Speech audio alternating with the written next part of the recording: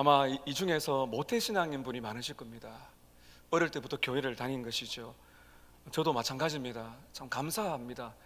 부모님의 그 신앙을 잘 이어받은 것이 참 큰 복인데요.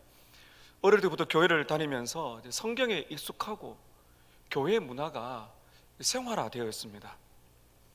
근데 제가 지금 기억하기로는 중학교 입학하기 전에 겨울에 교회에서 중학교, 고등학교, 대학교 연합 수련회를 하게 되는데, 그때 제가 이제 회심을 하게 됩니다. 회심을 하게 되었을 때 제게 일어난 많은 변화 중에서 하나가 무엇인가 하면은 성경에 대한 태도가 달라졌다는 것입니다. 대구 동부교회 이제 원로 목사님이시죠, 김덕신 목사님, 제가 어릴 때부터 설교를 듣고 자랐는데 그것도 참 큰 복이라 생각합니다. 중학교 때 이렇게 회심을 하고 목사가 되겠다는 마음을 가지고 이렇게 2부 3부 때 제일 앞에 앉아가 친구와 함께 예배를 드렸거든요. 그 목사님의 말씀이 다 이해가 되지 않았습니다. 근데 친구가 노트를 가지고 설교를 적더라고요. 그래서 제가 중학교, 고등학교 때 설교 노트가 굉장히 많았습니다. 제목을 적고 날짜를 적고 목사님 그 설교를 빠뜨릴까봐 다 기록하는 습관을 가졌는데, 그 목사님의 설교를 다 이해를 못하지만은 그 권위, 목사님이 강조를 할 때 때로는 막 전기에 감전되는 느낌, 지금 이렇게 돌아보니까 이게 성령님의 역사셨어요. 그 설교자를 통해서 나오는 영적인 권위와 강력한 힘, 그걸 느꼈습니다. 그리고 이 성경 이 책이 평범한 책이 아니라 하나님의 말씀이구나, 그런 믿음을 가지게 되었습니다. 그때부터 이제 성경을 이제 줄을 그어가면서 읽기를 시작했죠. 예수님의 설교를 듣고 있던 당시의 사람들도 아마 저보다 더 큰 그런 은혜를 받았을 거예요. 왜냐, 예수님이 설교하셨기 때문입니다. 그들에게 충격이 무엇인가 하면 예수님이란 분 자체가 충격적이죠.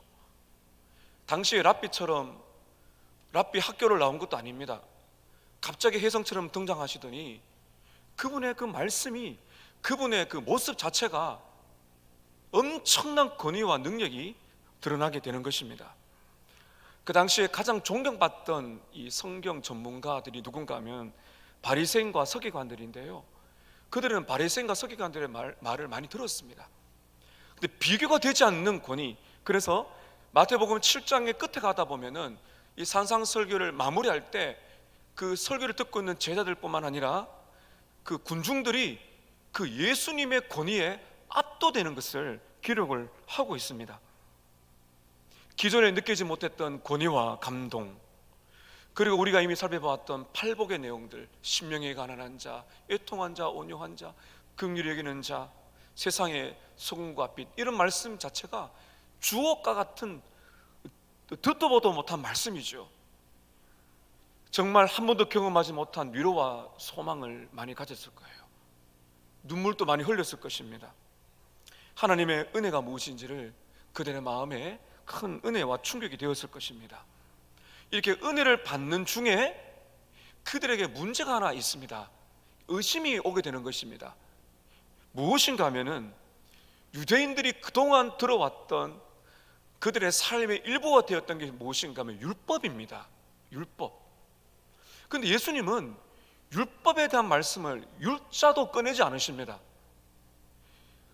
보통 랍비들, 이 바리새인과 서기관들, 이 성경 전문가들은 율법 이야기를 하게 되어 있거든요. 그 예수님은 율법 이야기하지 않습니다. 율법 대신에 천국, 복음을 설교하셨습니다. 예수님의 말씀은 너무나 감동스럽고 너무나 은혜가 되지만은 그 말씀을 듣고 있는 사람들, 특별히 그 중에 바리새인과 서기관들에게는 이 의문이 오게 되고 또 공격을 받을 수가 있는 것이죠. 이런 이제 의문이 드는 것입니다. 예수님의 말씀이 감동적이고 능력이 있고 참 좋은데 왜 예수님은 기존의 율법사나 바리새인들처럼 율법을 가르치지 않는가? 예수님은 성경을 거부하는 사람인가? 뭐 새로운 성경을 만들려고 하시는가? 율법이 필요 없다는 말인가? 이런 오해의 소지가 있는 것입니다. 그래서 예수님께서 오늘 여러분 말씀 17절에 이렇게 말씀하시죠. 내가 율법이나 선지자를 폐하러 온 줄로 생각하지 마라. 예수님은 생각을 꿰뚫고 있습니다. 내가 율법의 율자도 말 안 한다고 해서 율법을 필요 없다고, 율법을 그냥 폐기 처분한다고 그렇게 생각하지 마라. 나는 율법을 폐하러 온 것이 아니고 율법을 온전하게 완전하게 하려 왔다. 18절에 심지어 진실로 내가 너희에게 이르노니, 진실로는 이게 아멘이거든요. 확실하다. 내가 너희에게 이른다. 예수님은 신적인 권위로 말씀하시죠. 천지가 없어지기 전에는 율법의 1.1획도 결코 없어지지 아니하고 다 이루리라. 그러면 지금 예수님이 말씀하신 율법이 무엇일까요? 여러분, 성경에서 율법, 계명, 교훈 이런 글이 이제 표현이 많이 나옵니다. 율법이 무엇인가 하면은 지금 예수님이 말씀하신 율법은 좁게는 이제 모세오경을 말하는 것입니다. 여러분 성경을 읽어보시면 창세기, 출애굽기, 레위기, 민수기, 신명기, 모세오경을 율법이라 말하고 율법 중에 핵심을 십계명이라고 여러분 보시면 됩니다. 또 17절에 율법이나 선지자, 이 선지자가 무엇인가 하면 이 예언, 선지서를 말하는 것이죠. 그래서 이 유대인들은 율법과 선지서 또는 시편 이런 식으로 구분을 합니다. 다시 말하면 지금 예수님이 말씀하시는 율법과 이 선지자는 합치면 무엇인가 하면 구약 성경이에요. 이렇게 생각하시면 됩니다. 내가 구약 성경을 폐기 처분하러 온 것이 아니다. 왜냐하면 예수님 이 당시에는 구약 성경밖에 없었거든요. 지금 우리는 3927, 66권의 신구약이 다 있지만 예수님 시대 초대교회 성도들은 구약밖에 없었던 것입니다. 율법과 선지자를 묶어서 이 39권 지금 우리가 보고 있는 구약 성경입니다. 율법이 무엇인가 하면은 간단하게 말하면 율법이란 거는 하나님께서 하나님의 백성들이 살아가야 될 방식입니다. 구원을 얻기 위해서 주신 규칙이 아니고 이미 택함 받은 백성들에게 주시는 하나님의 백성으로서의 삶의 방식을 율법이라고 하는 것이죠. 그 율법을 주신 것입니다. 여러분 시내산에서 십계명을 주신 모습을 생각해 보시면 좋겠어요. 그러면 선지서는 무엇인가? 선지서는 이 선지자들은 율법을 가르칩니다. 율법을 적용합니다. 백성들이 이 율법에서 벗어나게 되면 율법으로 돌아오라고 외치는 사람들이 바로 선지자들이죠. 결국 하나님께서는 이 구약 성경을 통해서 하나님이 누구신지, 하나님 백성들은 어떻게 살아야 되는지 바로 그것을 말씀해 주시는 것입니다. R.C. 스프롤이라는 분은 구약은 하나님의 자서전이다 이런 말을 했습니다. 구약을 보면 하나님이 누구신지, 하나님의 백성들이 어떻게 살아야 되는지가 자세히 나와 있다고 그렇게 말씀을 하셨습니다. 여러분 오늘 예수님은요 이 구약 성경을, 이 성경을 어떻게 대하시는지 우리에게 말씀해 주고 계십니다. 예수님이 성경을 어떻게 대하시는가, 이것이 오늘 주제예요. 제가 지금 말씀드리는 성경이라는 것은 예수님 시대 때는 구약밖에 없었기 때문에 우리는 구약으로 말씀할 수 있을 것입니다. 그러나 오늘 우리가 말씀 받을 때는 크게 보면서 예수님이 성경을 어떻게 대하시는지를 세 가지로 보게 될 것입니다. 예수님이 성경을 대하는 이 방식이 저와 여러분이 성경을 대하는 방식이 되셔야 됩니다. 첫 번째, 예수님은 성경을 어떻게 대하셨는가요? 첫 번째로 예수님은 성경을 하나님의 말씀으로 믿었습니다. 예수님은 성경을 하나님의 말씀으로 믿었습니다. 성경을 하나님의 말씀으로 믿는다는 것은 그 성경이 신적인 권위가 있다는 것이죠. 성경은 하나님이 말씀하신 것이고 하나님이 말씀하신 것은 절대 권위를 가지고 있는 영원한 하나님의 말씀인 줄로 우리가 믿습니다. 이걸 믿어야 됩니다. 여러분 17절 끝을 보세요. 내가 성경을 완전하게 하려 왔다. 그리고 중요한 18절 우리 함께 읽어보겠습니다. 진실로 너희에게 이르노니 천지가 없어지기 전에는 율법의 1.1획도 결코 없어지지 아니하고 다 이루리라. 성경이 왜 하나님의 말씀입니까? 성경은 절대성을 가지고 있기 때문입니다. 성경은 영원합니다. 성경은 오류가 없습니다. 1.1획도 틀린 것이 없어요. 분명히 예수님은 말씀하시죠. 진실로 내가 정말 확실하게 너에게 말을 하는데 천지가 없어지기 전에는 율법의 1.1획도 결코 사라지지 아니하고 다 이룰 것이다. 하늘과 땅이 사라지는 한이 있더라도, 이 말씀입니다. 하늘과 땅이, 여러분, 하늘과 땅이 사라질 수가 있겠어요? 우리 주님이 다시 오시게 되면 새하늘과 새 땅이 오면 지금 우리가 보는 하늘과 땅은 사라집니다. 하늘과 땅이 사라지는 한이 있더라도 하나님의 말씀은 영원할 것이다. 언제까지요? 주가 다시 오실 때까지 하나님의 말씀은 1.1획도 땅에 떨어지지 않고 영원히 효력을 발휘하게 될 것이다. 여기 말씀하시면 1점이란 거는 히브리어 알파벳의 가장 작은 글자입니다. 1획이란 것은 글자들을 구별해주는 선을 말합니다. 쉽게 말하면은 이 성경에 히브리어 획이 있거든요. 획 하나, 점 하나, 글자 하나가 땅에 떨어지지 않고 다 이룰 것이다. 그때야 천지가 없어질 것이다. 여러분, 하나님의 말씀은 영원한 줄로 우리가 믿습니다. 하나님의 말씀은 오류가 없습니다. 정확무오합니다. 이 자유주의에서는요, 하나님의 말씀의 절대 권위를 인정하지 않습니다. 그리고 하나님의 말씀이 정확무오하다, 오류가 없다는 걸 믿지 않아요. 그래서 성경을 재단합니다. 기적 같은 거나 이런 좀 믿기 어려운 거는 성경을 찢어버립니다. 이 자유주의 사상이 오게 되면서 기독교가 하락세를 걷는 것입니다.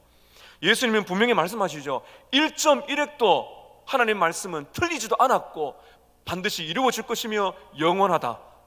절대 권위와 영원한 하나님의 말씀이다. 여러분, 하나님의 모든 약속은 다 이루어질 줄로 믿습니다. 하나님의 뜻은 다 성취가 되실 것입니다. 여러분, 성경을 읽어보시게 되면 특별히 마태복음 우리가 계속 보게 될 텐데요, 예수님은 아예 성경에 푹 젖어 사셨어요. 마귀가 대적할 때나 누가 대화할 때는 예수님의 입에서 성경 말씀이 계속 나왔습니다.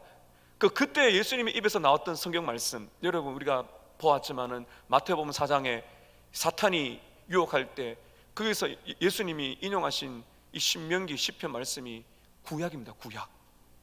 예수님은 구약 성경을 절대적으로 믿으셨고 그 성경을 하나님의 말씀으로 인정하셨고요, 그 말씀에 따라 살아가셨습니다.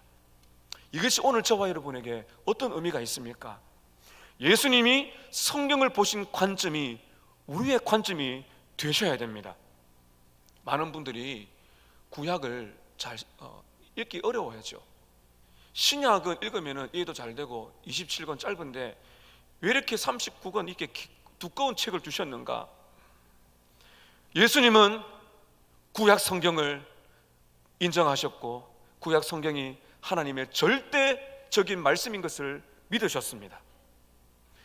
여러분, 이 세상의 모든 것은 불확실합니다. 그러나 성경만은 확실한 줄 우리가 믿어야 되는 것입니다. 오늘 주님이 우리에게 분명히 말씀하십니다. 모든 성경이 신구약, 지금 우리들은 66권이죠. 신약뿐만 아니라 구약 성경이 반드시 다 이루어지는 영원한 절대 권위를 가지고 있는 말씀, 온 세상과 나를 향한 모든 뜻이 이루어질 줄로 믿는가? 믿으십니까? 중요한 말씀 잘 들으십시오. 만일 저와 여러분이 성경을 하나님의 말씀으로 믿지 않는다면 하나님을 알 수도 없고 예수님을 믿을 수도 없습니다. 좀 더 예수님의 말씀에 가깝게 보신다면, 저와 여러분이 구약 성경을 믿지 않는다면 예수님을 믿을 수도 없고요, 하나님을 알 수도 없습니다. 사랑하는 여러분, 신약 성경만 읽으면 안 됩니다. 예수님은 구약도 인정하셨습니다. 구약도 읽으셔야 돼요. 디모데후서 3장 16절에 이렇게 말씀되어 있죠. 모든 성경은 하나님의 감동으로 된 것으로. 우리가 이렇게 말을 하는데요, 디모데후서 3장 16절에 말하는 모든 성경은 구약을 말합니다. 초대교회 성도들은 구약을 말하거든요. 그만큼 구약 성경이 중요하다는 거예요. 여러분, 실제적으로 초대교회 때요, 구약 성경을 폐기 처분한 집단이 있었습니다.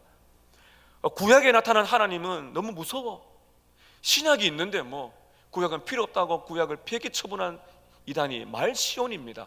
말시온 이단이 있습니다. 여러분, 우리가 하나님의 말씀을 창세기부터 요한계시록까지 믿으셔야 됩니다. 창세기부터 모든 구약의 말씀이 하나님의 말씀인 것을 믿으시기를 바랍니다. 요한계시록까지 신구약 모두가 하나님의 절대 권위와 영원한 말씀, 하나님이 약속하신 것은 다 성취되는 영원 불변의 말씀인 것을 믿으시기를 바랍니다. 오늘 두 번째, 예수님의 성경을 보신 관점 두 번째는요, 예수님은 성경을 완성하기 위하여 세상에 오셨다는 것입니다. 예수님은 성경을 완성하기 위해 오셨습니다. 17절 보시겠습니다. 예수님이 말씀하시죠. 내가 율법이나 선지자를 폐하러 온 줄로 생각하지 말라. 폐하러 온 것이 아니라 완전하게 하려 함이니라.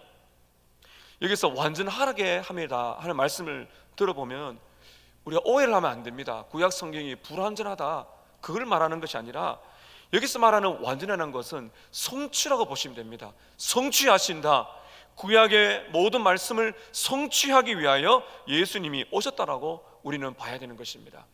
구약은 완벽합니다. 구약은 그 시대에 완벽합니다. 그러나 예수님이 오셨을 때 새로운 시대, 신약의 시대에는 새로운 차원의 완성이 필요하다는 것이죠. 아마 여러분 이렇게 생각하시면 이해가 되실 거예요. 구약이 애벌레라면 신약은 나비와 같습니다. 애벌레도 생명이죠, 나비도 생명이죠. 그러나 차이는 있죠. 구약이 그 사모 안에 있는 태아라면 신약은 성인입니다. 다르죠. 그러나 같은 생명이지만 다르죠. 구약이 미술하는 사람들이 구약이 스케치라면 신약은 스케치 위에 색감을 더한 것입니다. 스케치도 그 나름의 완벽한 미술 작품이지만은 이 색감을 더하면 또 다른 작품이 되는 것입니다. 여러분 이렇게 보셔야 돼요. 그래서 정리하자면 잘 들으세요. 구약은 약속이며 신약은 성취입니다. 그래서 구약은 약속이 많아요.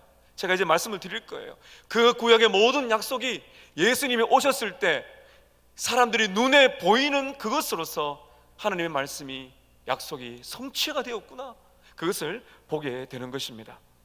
그렇다면 예수님께서 구체적으로 어떻게 구약 성경을 성취하셨을까요? 세 가지로 볼 수가 있습니다. 먼저는 예수님이 성경을 완성하신 첫 번째 방법은요, 예수님이 오심으로써 구약의 모든 예언을 성취하신 것입니다.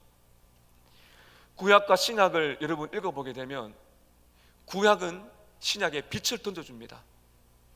많은 예언이 있습니다. 그래서 구약과 신약에 예수님이 중심이라는 사실을 알 수가 있죠. 구약의 예언이 성취된 것은 그 말씀만 읽어도 오늘 시간이 모자랄 겁니다. 몇 가지만 들겠습니다. 예수님이 오신다는 것, 예수님의 탄생, 예수님의 고난과 죽으심, 십자가, 예수님의 부활이요, 구약에 다 예언이 된 것입니다.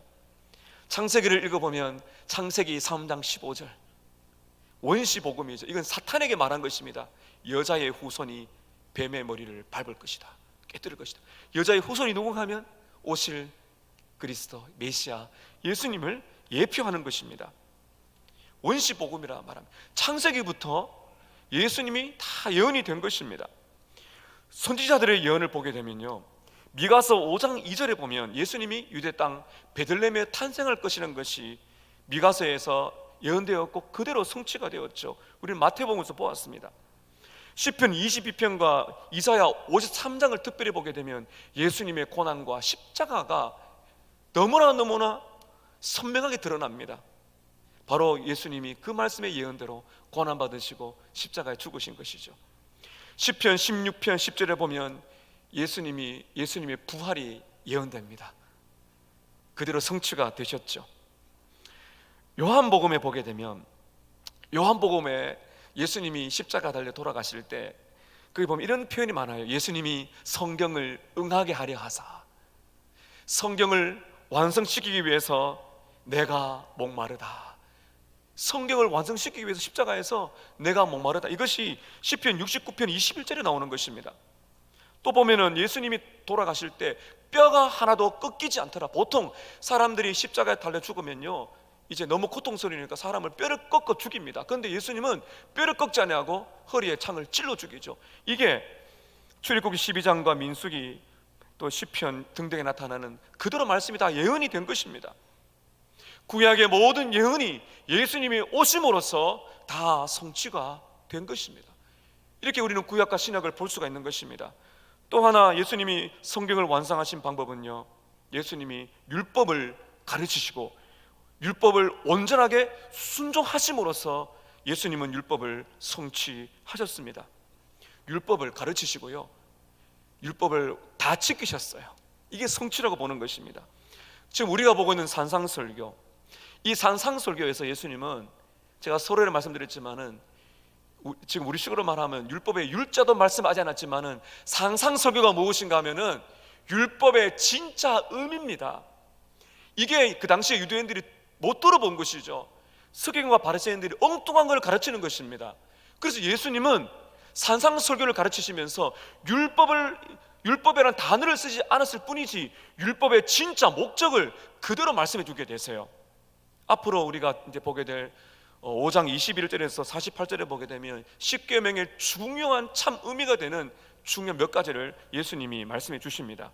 예수님은 율법의 참 목적을 가르치실 뿐만 아니라 실제적으로 본인이 완벽하게 율법의 목적을 따라 다 사셨습니다. 이 바리새인과 서기관들이 여러분 얼마나 부진한 사람인가 하면요, 모세오경을 통해서 613개의 규칙들을 발견했어요. 다 지켰느냐?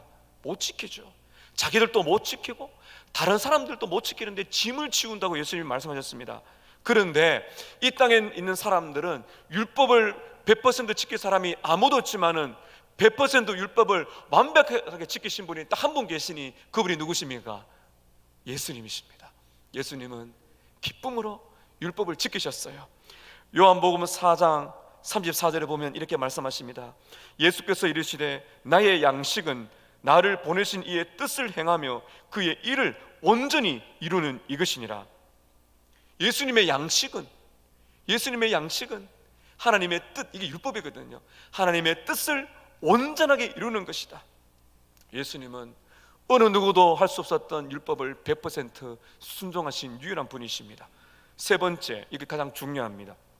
예수님이 성경을 완성하신 방법 세 번째는요, 십자가에서 죽으심으로 율법을 성취하신 것입니다. 십자가와 율법의 성취를 보셔야 됩니다.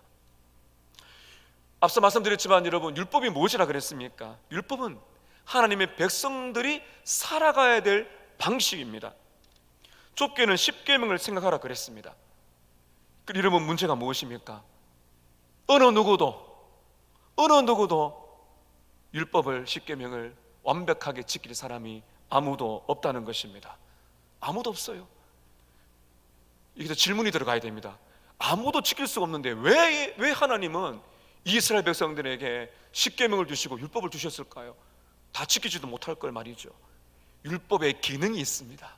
율법의 기능이 제일 먼저가 뭔가 하면은 이겁니다. 내 힘으로 못 지킨다. 나는 죄인이다. 그 율법을 보게 되면요, 내가 죄를 깨닫게 만들어요. 이게 율법의 기능입니다. 여러분, 십계명을 보세요. 그 십계명을 읽어보게 되면요, 아, 간음이 죄구나, 살인이 죄구나, 거짓말하는 게 죄구나, 우상숭배가 죄구나, 안식일을 범하는 게 죄구나, 부모를 순종하는 게 죄구나, 죄가 무엇인지를 보게 만들어줘요. 아, 내가 죄인이구나, 내 죄를 보게 만듭니다. 그리고는 여러분, 이 율법이 또 뭘 말하는가 하면은, 율법을 다 못 지키면은 심판과 저주가 있다고 말씀하세요. 여러분께서 성경 읽으면 그 말이 나올 거예요. 율법대로 행하라. 신명기, 여호수아 쭉 보세요. 율법대로 살지 못하면 너희들은 저주를 받을 것이다. 설상가상입니다. 율법을 다 지키지 못합니다. 율법을 보면 죄를 깨닫게 됩니다. 그리고 율법을 다 지키지 못하면, 율법을 깨뜨리면은 하나님의 이 심판과 저주를 받는다고 말합니다. 그래서 하나님께서 그들에게 뭘 주시는가 하면요, 제사 제도를 주세요. 레위기부터 출애굽기 레위기 쭉 들어와 보세요. 여러분 따분하게 느껴지시는 제사법이 나옵니다. 그 제사법이 무엇인가 하면은 율법을 지키지 못하는 그들이 어떻게 하나님 백성으로 계속 살아갈 수 있는가를 말하는 것입니다. 어떻게 내가 죄 있는 것을 깨달았고 끝나는 것이 아니라 어떻게 내가 죄가 용서받고 하나님과 바른 관계를 맺으며 사는 것인가. 여러분 제사 제도의 중심은 뭐가 나옵니까? 희생 제물이 나오죠. 제사장이 나오죠. 성막과 성전이 있죠. 그 모든 것이 다 예수님을 상징하는 것입니다. 희생 제물 보세요. 그 흠없고 순결한 짐승을 잡아가지고 피를 뿌리죠. 피가 나오지 않습니까? 그게 무엇인가 하면은 대속의 죽음입니다. 이스라엘 백성들은 죽어야 됩니다. 율법을 못 지킵니다. 그런데 그들을 대신하여 이 짐승이 죽는 것이죠. 이 대속의 죽음을 하나님께서는 구약에 이미 상징적으로 예표해 주셨다는 것입니다. 그 짐승을 잡는 제사장, 하나님과 사람들 사이를 맺는 중보자, 이 제사장이 또 누군가? 바로 예수님이십니다. 성전이 무엇인가? 하나님과 사람을 만나게 만드는 이 성전, 성막이 무엇인가? 다 예수님을 말하는 것입니다. 사랑하는 여러분 잘 보세요. 예수님은 율법을 성취하기 위하여 이 땅에 오셨습니다. 갈보리 언덕의 십자가가 율법의 성취의 절정인 줄로 믿습니다. 그게 구약의 빛이에요. 여러분 구약에 나오는 성막, 성전, 그 많은 기구들, 성전의 기구들, 지금 여러분 우리는 그걸 가지고 있지 않죠. 구약에 성취 안 되었다면 지금 우리는 짐승을 잡아야 돼요. 우리는 짐승을 가지고 올 필요가 없습니다. 짐승을 잡을 때 여러분 그 피냄새, 구약을 보게 되면 이건 보통 일이 아닙니다. 그 성전에 그 많은 기구들, 우리는 지금 그걸 가지고 오지 않습니다. 왜냐하면 요한복음 19장 30절에 예수님이 이렇게 말씀하시기 때문입니다. 십자가 위에서 It is finished, 다 이루었다, 다 이루었다. 우리는 더 이상 희생 제물을 가지고 올 필요가 없어요. 왜냐하면 예수님이 갈보리 언덕 십자가에서 그분이 죽으심으로써 구약의 모든 예표, 모든 상징들이 다 이루어진 줄로 믿습니다. 예수님의 십자가가 구약에도 드러납니다. 신약시대 우리는 더 행복한 사람이죠. 이스라엘 백성들이라는 그들에게 그들에 있는 국가, 그들의 사회를 두고 하나님은 계명을 주셨는데, 신약 시대에 예수님이 오셔서 성취한 이로부터 어떤 은혜가 있는가? 새로운 차원의 이스라엘 민족에게만 국한되는 것이 아니라 모든 민족과 열방에게 흘러가는 이 위대한 복음이 선포가 된 것입니다. 여러분 율법이 성취가 되었습니다. 이게 뭔가 하면 이게 복음입니다. 이게 복음이에요. 율법의 성취가 바로 복음입니다. 이처럼 구약은 한 분을 계속 가리키고 있습니다. 그래서 여러분 성경을 읽으실 때요, 새해에 창세기, 출애굽기, 레위기 어려워하시지만은 이걸 생각하세요.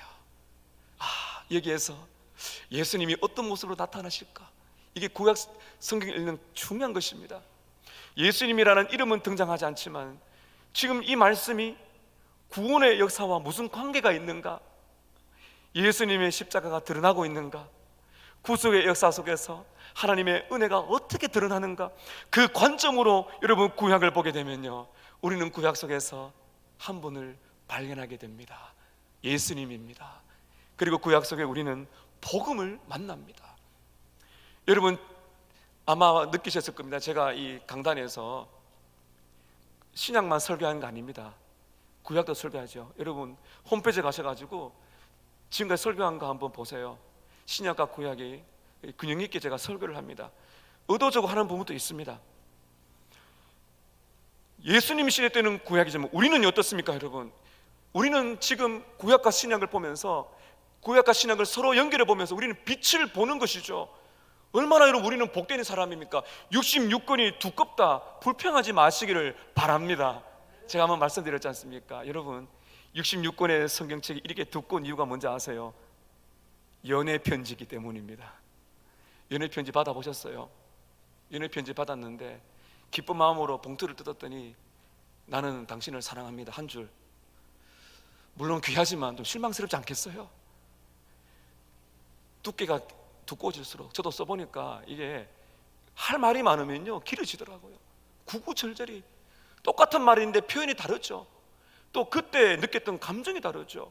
행간을 잃죠. 이게 무슨 뜻인가? 이렇게 여러분 66권에 두껍게 주신 말씀이 우리는 불평할 이유가 없어요. 우리는 66권 한 권 한 권 우리가 하나님의 은혜로 그 한 권 한 권 속에 들어가게 될 때 하나님의 은혜로 우리는 구약과 신약 속에서 구약은 오실 메시아, 신약은 오신 메시아 예수 그리스도를 만날 줄로 믿습니다. 성경의 중심은 누구시라고요? 예수님입니다. 구약은 예수님에 관한 이야기입니다. 신약도 마찬가지죠. 여러분 좋은 예가 누가복음 24장에 나옵니다. 예수님이 죽으셨을 때 제자들이 엄청 실망하고 불안했습니다. 제자 2명이 엠마오로 하는 촌으로 걸어가려고 실망한 투로 2명이 길을 걸어가는데 부활하신 예수님이 찾아오셔서 누가복음 24장 25절 27절에서 이렇게 말씀하시죠. 미련하고 선지자들이 말한 모든 것을 마음에 더디 믿는 자들이여, 그리스도가 이런 고난을 받고 자기 영광에 들어가야 할 것이 아니냐. 이에 모세와 모든 선지자의 글로 시작하여 모든 성경에 쓴 바 자기에 관한 것을 자세하게 설명하시니라. 모세 선지자의 글 바로 지금 똑같죠. 구약 성경을 설명하셨어요. 엠마오란 두 제자들에게. 무슨 말입니까? 얘들아, 왜 이렇게 믿음이 없느냐? 구약을 봐라. 구약에 보면 모세오경 선지자들 시편 그 모든 글들이 다 나에 대하여 이야기한 거야. 예수님이 설명을 해주셨어요. 이어지는 누가복음 24장 32절에 보니까 이 모든 성경이 예수님에 관한 것이라는 말씀을 듣고 예수님이 십자가에 죽으셔야 된다는 것이 예언의 성취라는 말씀을 들었을 때 제자들이 이렇게 반응합니다. 32절에 그들이 서로 말하되 길에서 우리에게 말씀하시고 우리에게 성경을 풀어주실 때 우리의 마음이 우리 속에서 마음이 뜨겁지 아니하더냐? 버닝 불타지 아니하더냐? 사랑하는 여러분, 예수님이 역사의 주인공이심을 믿으십니까? 성경이 예수님의 관한 책이심을 믿으십니까? 예수님이 오셔서 모든 율법을 성취한 것을 믿으십니까? 그 성취의 절정이 십자가인 것을 믿으십니까? 그 믿음은 우리의 마음을 뜨겁게 만들어줍니다. 그것이 우리에게 경험되어져야 될 것입니다. 마지막 세 번째, 예수님이 성경을 대하신 태도는요, 세 번째, 예수님은 그의 제자들이 성경대로 살도록 도와주신다는 것입니다. 예수님 스스로가 율법을 성취하시고 율법을 다 사신 것뿐만 아니라 예수님은 그의 제자들이 성경대로 율법대로 살도록 도와주신다는 것입니다. 이게 너무나 놀랍죠. 스스로가 율법을 성취하실 뿐만 아니라 자기를 따라오는 제자들, 구원받은 하나님의 제자들 또 율법을 살도록, 율법을 지키도록 은혜를 주신다는 것입니다. 여러분 19절을 함께 읽겠습니다. 시작. 그러므로 누구든지 이 계명 중에 지극히 작은 것 하나라도 버리고 또 그같이 사람을 가르치는 자는 천국에서 지극히 작다 일컬음을 받을 것이요 누구든지 이를 행하며 가르치는 자는 천국에서 크다 일컬음을 받으리라. 19절에 잘 보세요. 그러므로 예수님이 다 성취하셨습니다. 그러므로 어떻게 하라는 거예요? 어떻게 되었다는 것입니까? 그러므로 너희들도 계명을 지키며 살 수 있다는 이 말씀이죠. 그러므로라는 이 말씀을 보게 되면 예수님이 성경을 성취하신 것처럼 그 예수님이 성경을 성취하신 것이 예수님으로 끝나는 것이 아니라 예수님을 따라오는 제자들, 신자들의 삶에도 영향을 주게 되어 있다는 것입니다. 율법을 완성하신 예수님은 율법을 우리의 마음에 새기셨습니다. 그리고 성령의 능력으로 율법을 살아내도록 만들어 주십니다. 예레미야 31장 33절에 보니까 이렇게 예레미야가 예언합니다. 내가 나의 법을 그들 속에 두며 그들 마음에 기록할 것이다.